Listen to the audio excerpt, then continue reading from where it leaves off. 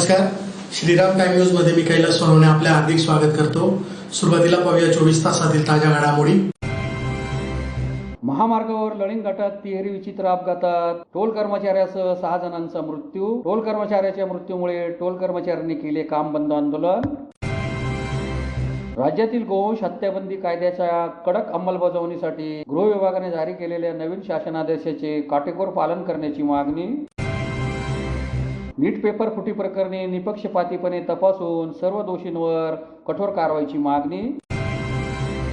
राज्यातील शासकीय धान्य गोदामातील हमालांचे काम व रोजगार अबाधित ठेवावे या मागणीसाठी करण्यात आले धरणे आंदोलन। आणि ग्रंथराज ज्ञानेश्वरी पारायण अखंड हरिनाम सह कीर्तन सप्ताहाची सांगता तसेच खानदेश वारकरी रत्नभूषण पुरस्कार वितरणाचा सोहळा संपन्न। आता बातमीपत्र विस्ताराने। मुंबई आग्रा महामार्गावर लळिंग घाटात झालेल्या विचित्र तिहेरी अपघातात डंपर आणि ट्रकमध्ये उभे राहून मदत करणारा टोल कर्मचाऱ्यासह 6 जणांचा मृत्यू झाल्याची घटना सोमवारी पहाटे घडली। टोल कर्मचाऱ्यांच्या मृत्यूमुळे टोल कर्मचाऱ्यांनी काम बंद आंदोलन केल्यामुळे दुतर्फा वाहनांच्या लांबच लांब रांगा लागल्या होत्या। मुंबई आग्रा महामार्गावरील लळिंग घाटात सोमवारी पहाटे भीषण अपघात झाला। वाळूने भरलेला भरधाव डंपर रॉंग साईडने जात असताना समोरून येणाऱ्या ट्रॉलावर धडकला। हा अपघात इतका जबरदस्त होता की दोन्ही वाहनांचे समोरील भाग अक्षरशः चक्काचूर झाले। या अपघातग्रस्त वाहनांना मदत कार्य सुरू असताना एक वेगाने येणारी ट्रॅव्हल्स अपघातग्रस्त ट्रॉलावर मागून धडकली। यामुळे मदत कार्य करणाऱ्या टोल कर्मचाऱ्याचाही मृत्यू झाला। या विचित्र तिहेरी अपघातात एकूण 6 जणांचा मृत्यू झाला असून 26 जण जखमी झाले। याबाबत अधिक माहिती अशी की सोमवारी पहाटे 3 वाजेच्या सुमारास मुंबई आग्रा महामार्गावरील लळिंग शिवारात घाटामध्ये वाहन पळवण्याच्या नादात एक डंपर रॉंग साईडने भरधाव वेगाने नाशिककडे जात होता। यावेळी सदर डंपरने समोरून येणाऱ्या ट्रॉलाला जोरदार धडक दिली। अपघातग्रस्तांना मदत करण्यासाठी पोलिसांसह लळिंग टोल नाक्यावरील कर्मचारी धावून आले। या दोन्ही वाहनावरील चालक जागीच मृत्यू झाले। पोलिसांनी त्यांना तात्काळ रुग्णवाहिकेतून रुग्णालयाकडे रवाना केले। तसेच टोल कर्मचाऱ्याच्या मदतीने वाहतूक सुरळीत करण्यासाठी अपघातग्रस्त वाहन रस्त्यावरून बाजूला करण्याचा प्रयत्न केला। याचवेळी मुंबईकडून इंदोरकडे जाणाऱ्या हंस कंपनीची भरधाव वेगाने आलेली ट्रॅव्हल्स अचानक अपघातग्रस्त ट्रॉलावर आदळली। यात मदत कार्य करणारा टोल कर्मचारी गणेश हिरामन थोरात वय 28 राहणार हटकरवाडी चितोड रोड धुळे हा गंभीररित्या जखमी झाला। त्यास रुग्णालयात नेल्यावर डॉक्टरांनी तपासून मृत घोषित केले।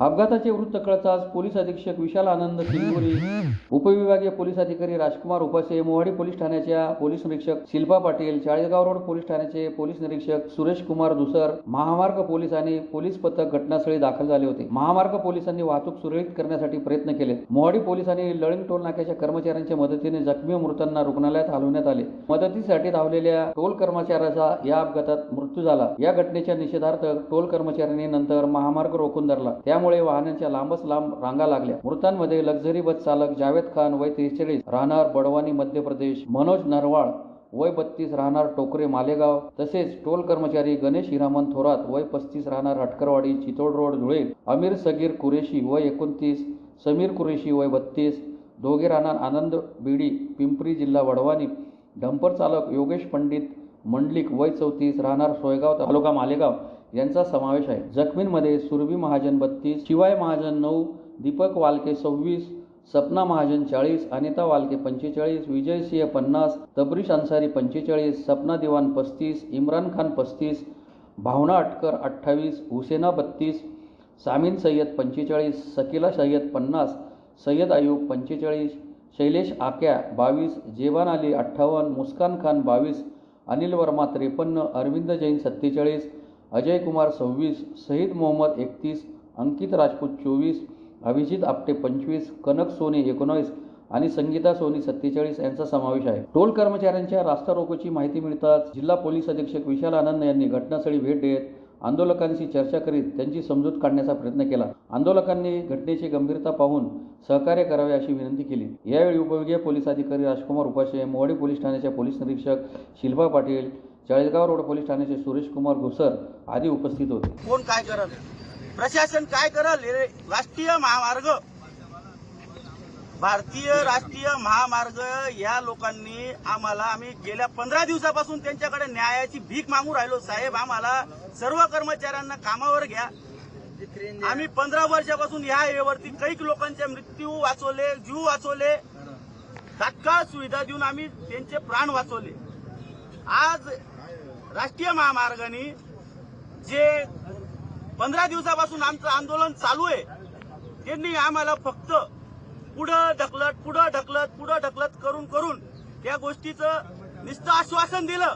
परंतु 70 कर्मचारी होते, 80 कर्मचारी होते. आम्ही जवळजवळ लेबर कमिशनर साहेबांकडे केस दाखल केलेली असूनही आज त्यांनी आमच्या कोणत्याच पाठपुरावा केले नाही. एका कॉन्ट्रॅक्टरनी घेतल्या कारणानं त्यांची काय गोचळ माचळ चालू आहे हे आम्हाला माहित नाही साहेब. आज त्यांनी राष्ट्रीय महामार्गावरती पुरी सुविधा, रिकव्हरी व्हॅन, अँब्युलन्स, फायर या अँब्युलन्स होती, परंतु रिकव्हरी व्हॅन आज किंवा हॅड्रा तिथं राहिला असता आमच्या सोबतीला, तर आज तो जो व्यक्ती अडकलेला होता त्याला 10 मिनिटांमध्ये मोजून आम्ही काढलो असतो. त्या कारणास त्या तिथं काही नसल्या असणं, तिथं दुसरा रॉंग साईडनं तो डंपर आल्या कारणानं त्या जागेवरती एकावरती 3 अपघात झाले. आमचा कर्मचारी त्या समोरचा अडकलेल्या व्यक्तीला काढण्यास मदत करत होता. अजून एक मागील ड्रायव्हर, त्याची तर काही चुकी नाही हो साहेब, तो त्या ड्रायव्हरला काढायकरता मदती करता आलेला होता, त्याचाही तिथं मृत्यू झाला. आता याच्यात सगळ्यात मोठं म्हणायला गेलं तर हे राष्ट्रीय महामार्गांचाच हा जबाबदार आहे. कारण पीडी साहेब आहे, सगळ्यात मोठा जबाबदार पीडी साहेब आहे. पीडी साहेब यांनी आतापर्यंत या टेंडरची सगळी सेटलमेंट होऊन गेली असते, सर्व कर्मचाऱ्यांना कामावर घेऊन घेतलं असतं, तर आज या हायवेवरती रिकव्हरी व्हॅन, फायर, अँब्युलन्स, हॅड्रा या सगळ्या गोष्टी राहिल्या असत्या. इथं 250 कर्मचाऱ्यांना राष्ट्रीय महामार्गाच्या नियमानुसार, कायद्यानुसार मेडिकल राहतो, इन्शुरन्स राहतो. आता आम्हाला इन्शुरन्स नाही. आज आमचा कर्मचारी गेला, त्याचा मोबदला त्याच्या घरच्यांना, आज त्याच्या घरच्यांचं कोण काय करत. राष्ट्रीय महामार्गाच्या पीडी साहेबांनी राज्यातील गोवंश हत्याबंदी कायद्याच्या कडक अंमलबजावणीसाठी गृह विभागाने जारी केलेल्या नवीन शासनादेशाचे काटेकोर पालन करावे, तसेच अवैध वाहतूक आणि कत्तल करणाऱ्यांवर कठोर गुन्हे दाखल करावे या मागणीसाठी धुळे जिल्हा विश्व हिंदू परिषद देवगिरी प्रांततर्फे जिल्हाधिकारी कार्यालयासह निदर्शने करून निवेदन देण्यात आले.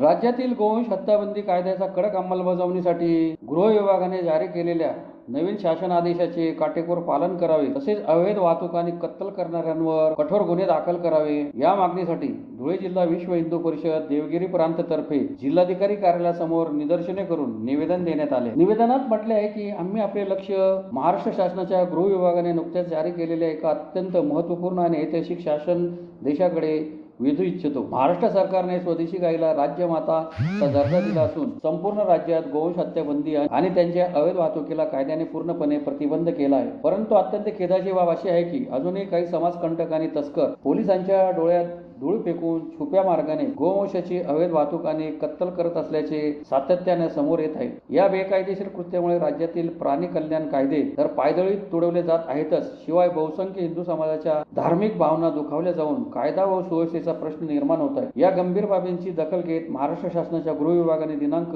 21 मे 2026 रोजी नवीन विशेष शासन परिपत्रक जारी केले आहे. या शासनादेशानुसार राज्यातील सर्व पोलीस प्रशासनाला गोवंश संरक्षण कायद्याची अत्यंत कडक अंमलबजावणी करण्याचे स्पष्ट व सक्त आदेश देण्यात आले. गृह विभागाचा हा नवीन शासनादेश अत्यंत स्पष्ट असून यामध्ये पोलिसांच्या जबाबदाऱ्या निश्चित करण्यात आलेल्या आहेत. तरी आपण या विषयाचे गांभीर्य ओळखून आपल्या अखत्यारीतील सर्व पोलीस ठाण्यांना या नवीन GR नुसार त्वरित व कडक कारवाई करण्याचे आदेश द्यावेत अशी मागणी करण्यात आली आहे. यावेळी ॲडव्होकेट SR वाणी, डॉक्टर योगेश पाटील, निलेश रुनवाल, शेखर मराठे, गुलाब माळी, हेमंत कसवे, ॲडव्होकेट VD देशमुख, योगीराज मराठे, रोहित विभांडिक आदी उपस्थित होते. आज विश्व हिंदू परिषद, अधिवक्ता परिषद, धर्मजागरण आणि विविध धार्मिक संघटनेकडनं आज मान्य जिल्हाधिकारी मॅडम यांना राज्यातील गोवंश हत्या बंदी कायद्याची कडक अंमलबजावणीसाठी महाराष्ट्र शासनाने जे GR काढलेला आहे 21 मे रोजी, ते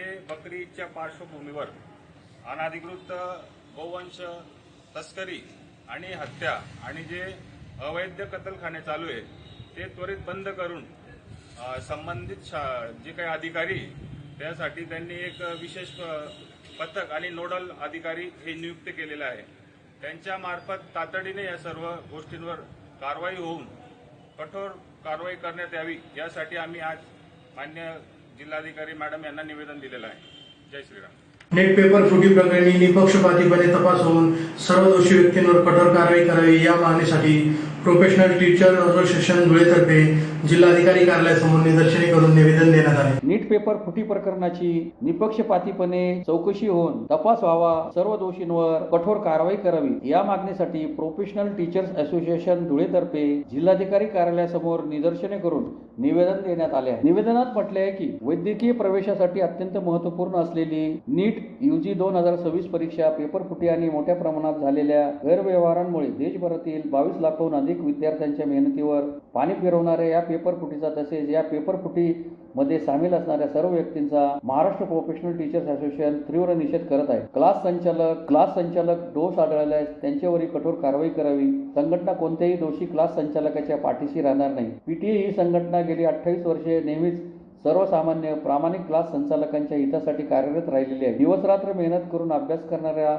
लाखो गुणवंत विद्यार्थ्यांचे भविष्य यामुळे टांगणीला लागले आहे. पेपर फुटीला जबाबदार असणाऱ्या रॅकेटवर, भ्रष्ट अधिकाऱ्यांवर आणि या प्रकरणात सहभागी असणाऱ्या खासगी क्लासेस चालकांवर कठोर कारवाई व्हावी. या संपूर्ण प्रकरणाची CBI चौकशी करत आहे. या प्रकरणातील सर्व दोषी आरोपींना अटक करून कठोरातील कठोर शिक्षा करण्याची मागणी निवेदनाद्वारे करण्यात आली आहे. यावेळी प्राध्यापक डॉक्टर संजय कदम, चिंचू लोहार, शशिकांत देवरे, विजय जाधव, रवींद्र चौधरी, चंद्रकांत शिंपी, चंद्रशेखर पवार, संतोष बाविस्कर, अभिजित सनेर, गिरीश साळुंके, नरेंद्र महाले, दीपक सोनवणे, डॉक्टर विलास बडगुजर, कपिल बोरसे, प्राध्यापक रोशन जाधव, प्राध्यापक भूषण कैरनार, प्रशांत पाटील आदी उपस्थित होते. अध्यक्ष धुळे PTA, आम्ही माननीय जिल्हाधिकारी साहेबांच्या कचेरीत दाखल झालेलो आहेत. आमच्या संघटनेच्या वतीने निषेध व्यक्त करण्यासाठी नीट पेपर फुटीच्या संदर्भात निपक्षपातीपणे चौकशी झाली पाहिजे.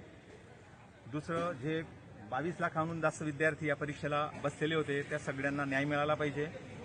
NTA सारख्या भ्रष्ट एजन्सीला बरखास्त करून एक चांगली न्यायिक व्यवस्था असलेली आणि उत्तरदायी अशी एक एजन्सी त्यासाठी नेमण्यात आली पाहिजे अशी आमची मागणी आहे. राज्यातील शासकीय धान्य गोदामातील हमालांचे काम व रोजगार अबाधित ठेवावा या मागणीसाठी धुळे जिल्हा हमाल कामगार संघटनेतर्फे शहरातील जेल रोडवरील क्युमाइन क्लब समोर धरणे आंदोलन करीत निवेदन देण्यात आले. राज्यातील शासकीय धान्य गोदामांमध्ये कार्यरत असलेल्या हमाल कामगारांच्या रोजगाराचा प्रश्न ऐरणीवर आला असून नव्या शासन परिपत्रकामुळे हजारो हमाल कामगार बेरोजगार होण्याची भीती व्यक्त करण्यात आली आहे. हमालांचे काम व रोजगार अबाधित ठेवावा या मागणीसाठी धुळे जिल्हा हमाल कामगार संघटनेतर्फे शहरातील क्युमाइन क्लब समोर धरणे आंदोलन करीत निवेदन देण्यात आले. निवेदनात म्हटले आहे की शासनाने दिनांक 21 व 24 एप्रिल 2026 रोजी वाहतूक व हाताळणी कामांसाठी नवीन परिपत्रक जारी केले आहे. या निर्णयामुळे राज्यातील शासकीय धान्य गोदामांमध्ये माथाडी मंडळाकडे नोंद असलेल्या सुमारे 10,000 हमाल कामगारांवर उपासमारीची वेळ येण्याची शक्यता निर्माण झाली आहे. हमाल कामगारांच्या वतीने शासनाकडे विविध मागण्या करण्यात आल्या आहेत.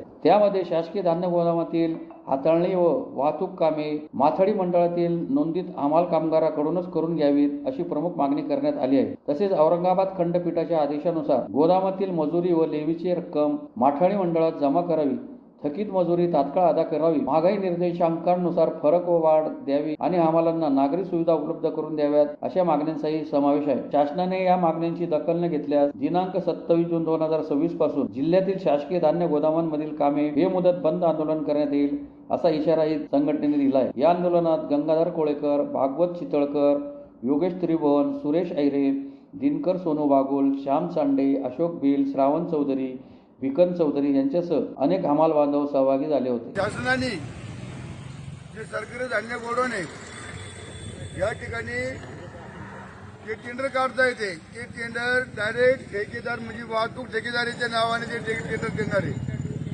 त्या वाहतूक ठेकेदार टेंडर दिल्यानंतर जे आमचे जे हमाला आज धान्य गोडवमध्ये काम करतो आम्ही गेले 25-30 वर्षापासून आम्ही धान्य गोडवमध्ये काम करतो. पण त्या हमालावर आज जवळजवळ या धुळे जिल्ह्यामधून 300 हमाल यांच्यावर आज उपासमारीची वेळ आल्याशिवाय राहणार नाही. कारण जर वाहतूक ठेकेदारानं जर काम केलं तर ते आम्हाला कामच राहणार नाही. त्यामुळे आमच्यावरती उपासमारीची वेळ येऊ नये म्हणून आज आम्ही धरणं आंदोलन करीत आहोत. दुसरी गोष्ट अशी म्हणजे महागाई निदर्शन जे आमच्या हमाला आजपर्यंत मिळालेलं नाही ते आमच्या हमालाला मिळावा. तिसरी गोष्ट अशी की आमचे 10 तारखेच्या आतमध्ये आमच्या माथाडी वर्ग पगार झाले पाहिजे. हे पगार आमचे दोन महिने आमचे पगार होत नाही. हे महिने पगार आमचा 10 तारखेच्या झालं पाहिजे. आणि हे जर काही सरकारी याचा निर्णय नाही घेतला तर आम्ही आता ते तात्पुरते आम्ही 25 आणि 26 हे 2 दिवस धरणं आंदोलन करीत आहोत. जर कधी सरकारने 26 वर निर्णय नाही घेतला तर 27 तारखेपासून धुळे जिल्ह्यातील संपूर्ण धान्य गोडवान सरकारचे हे बंद राहतील याची कृपया सरकारने नोंद घ्यावी ही विनंती.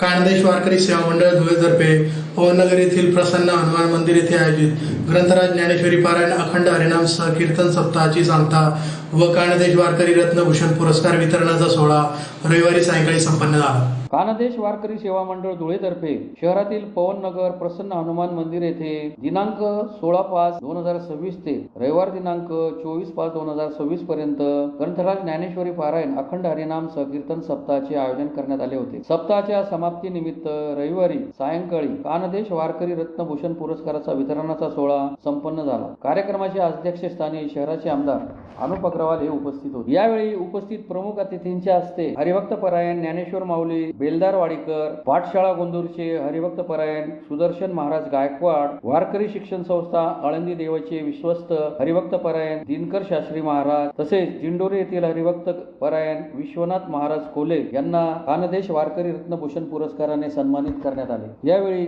शहराचे आमदार अनुप अग्रवाल, महापौर मायादेवी परदेशी, हरिभक्त परायण ज्ञानेश्वर माऊली बेलदार वाडीकर, हरिभक्त परायण महंत बाल ब्रह्मचारी सतीश महाराज शिरपूर, हरिभक्त परायण 108 महंत प्रवणगिरीजी बाबाजी नागाई, सुनील वाघ, हिरामन गवळी, छोटू थोरात, सुदर्शन महाराज, सतीश महाराज, विश्वनाथ महाराज, गोपाल महाराज, प्रवणगिरी महाराज, भाऊरुद्र महाराज यांच्यासह भाविक मोठ्या संख्येने उपस्थित होते. कीर्तन सप्ताह व पुरस्कार प्रदान सोहळा 2026 या ठिकाणी ठेवण्यात आलेला आहे.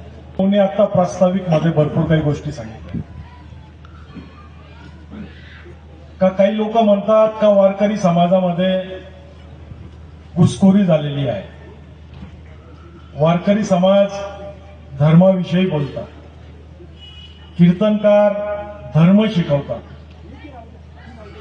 संतांचं कीर्तनकारांचं कामच हे आहे का त्यांनी जनतेला असं प्रबोधन द्यायचंय का ते आपल्या धर्माला शोभेल असं प्रबोधन द्यायचं. जर माझे सर्व संत हिंदू आहेत, सर्व कीर्तनकार हिंदू आहेत, तर मग ते हिंदू धर्माविषयी सांगतील का तुमच्या धर्माविषयी सांगतील. जर आम्ही हिंदू आहोत, सनातनी आहोत, तर आम्हाला त्याचं गर्व असलं पाहिजे. आणि तो गर्व मला तर नक्कीच आहे का मी सनातनी धर्मात पैदा झालेलो आहे. मित्रांनो, आजच काही गोष्टी घडलेल्या आहेत, आपल्या कानादेशामध्येच घडलेल्या आहेत.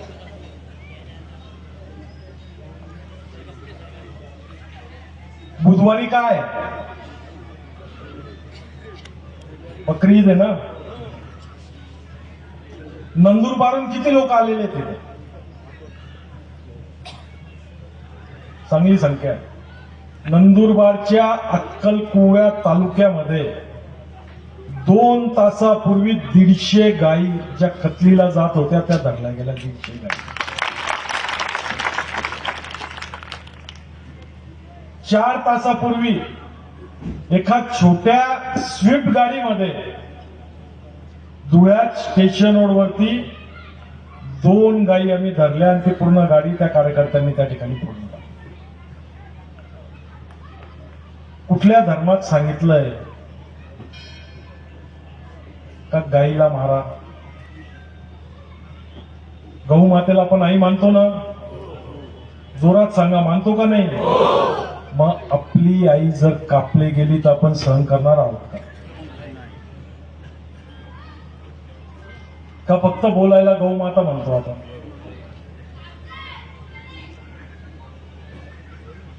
म्हणून कीर्तनकार संत असतील ते सनातन धर्म काय हे आपल्याला शिकवतात. त्या ठिकाणी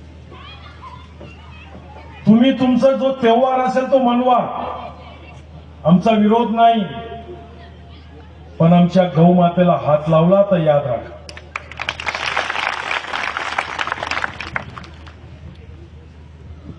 लाखोच्या प्रमाणात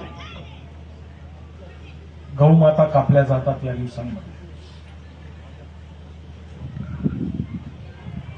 आणि त्या गौमातेची रक्षा करण्यासाठी कीर्तनकार संत आपल्याला प्रबोधन करत असतात. म्हणून आम्हाला गर्व आहे आमच्या कीर्तनकारांचं आणि आमच्या संतांचं, का ते आम्हाला असे प्रबोधन करत असतात. माझा परिवार फार धार्मिक परिवार आहे. दरवर्षी कुठं ना कुठं आम्ही भागवत कथा ठेवत असतो. कधी बद्रीनाथला, कधी केदारनाथला, कधी गयाला, प्रत्येक ठिकाणी आम्ही तीर्थस्थानावर कथा ठेवतो. आता 8 दिवसापूर्वी आमची कथा संपली ती ऋषिकेशला होती. 500-700 लोकांना आम्ही इथून घेऊन जातो. का? या सर्व गोष्टी का करतो आपण? का आपण वारकरी संप्रदाय विठ्ठल हरिविठ्ठल हरिविठ्ठल करतो? का करतो? कारण की आपल्या मनात कुठंतरी आस्था आहे, आपल्याला विश्वास आहे का देव या ठिकाणी उपस्थित आहे. पुन्हा एक नजर ठळक घडामोडींवर. महामार्गावर लळिंग घाटात तिहेरी विचित्र अपघातात टोल कर्मचाऱ्यासह 6 जणांचा मृत्यू. टोल कर्मचाऱ्याच्या मृत्यूमुळे टोल कर्मचाऱ्यांनी केले काम बंद आंदोलन. राज्यातील गोवंश हत्याबंदी कायद्याच्या कडक अंमलबजावणीसाठी गृह विभागाने जारी केलेल्या नवीन शासनादेशाचे काटेकोर पालन करण्याची मागणी. नीट पेपर फुटी प्रकरणी निपक्षपातीपणे तपासून सर्व दोषींवर कठोर कारवाईची मागणी. राज्यातील शासकीय धान्य गोदामातील हमालांचे काम व रोजगार अबाधित ठेवावे या मागणीसाठी करण्यात आले धरणे आंदोलन. आणि ग्रंथराज ज्ञानेश्वरी पारायण अखंड हरिनाम सह कीर्तन सप्ताहाची सांगता तसेच खानदेश वारकरी रत्नभूषण पुरस्कार वितरणाचा सोहळा संपन्न. याचबरोबर श्रीराम टाइम न्यूजची बातमीपत्र संपले. दिवसभरातील ताज्या घडामोडींसाठी पाहत राहा श्रीराम टाइम न्यूज. भेटूया पुढील प्रसारणात. तोपर्यंत नमस्कार.